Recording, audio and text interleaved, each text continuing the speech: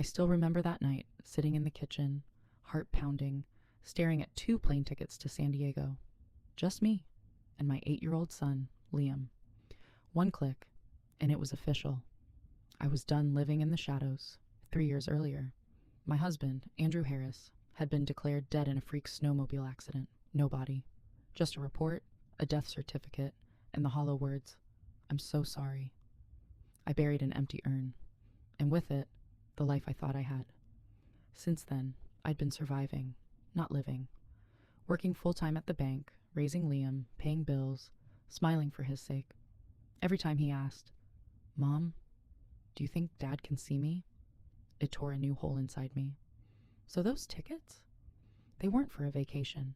They were a promise to move forward. The morning of the flight, Liam was pure joy, dragging his suitcase across the floor, shouting, "San Diego, here we come." And for a second, I actually felt excited, until he tugged my sleeve mid-flight. "Mom, is that Dad?" 2 rows ahead, a man in sunglasses and a wide-brimmed hat. I laughed it off, until he turned his head, that scar under his jaw, the one I'd kissed 100 times. My blood went cold. It couldn't be. But it was. I sat frozen the entire flight, torn between shock and a dangerous flicker of hope. When we landed, he looked straight at me and smiled, and my world shattered all over again. At the hotel that night, I tried to tell myself it was a coincidence, until I heard voices from the balcony below. A man shouting, "Don't start with me, Chloe."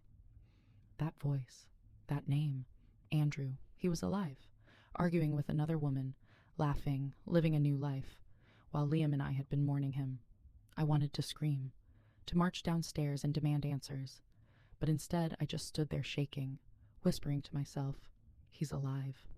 The next night I saw him again, at the hotel bar, older, tired, but him. I sat 2 seats away. "Rough night?" I asked, pretending to be a stranger. He sighed. "Girlfriend drama. You know how it is," he talked. I listened. He said he'd lost everything, that sometimes you just have to disappear. Disappear. That's what he called it. I left before I could break down. But the next day, fate forced my hand.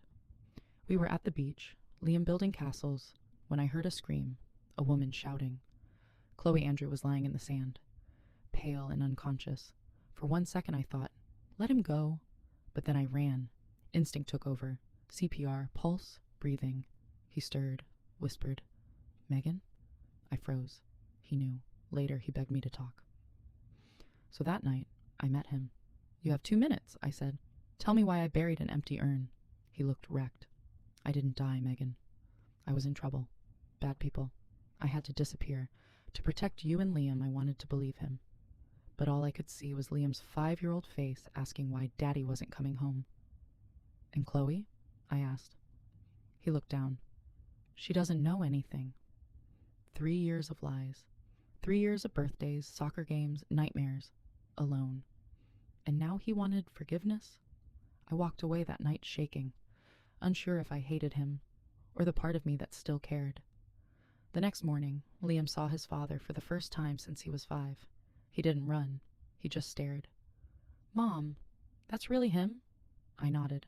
Andrew knelt, voice breaking. "Hi, buddy. It's me." It's Dad. Liam's lips trembled. "But you were gone." Andrew whispered, "I'm sorry. I thought I was protecting you." And then Liam hugged him, quiet, forgiving, because kids don't hold grudges the way adults do.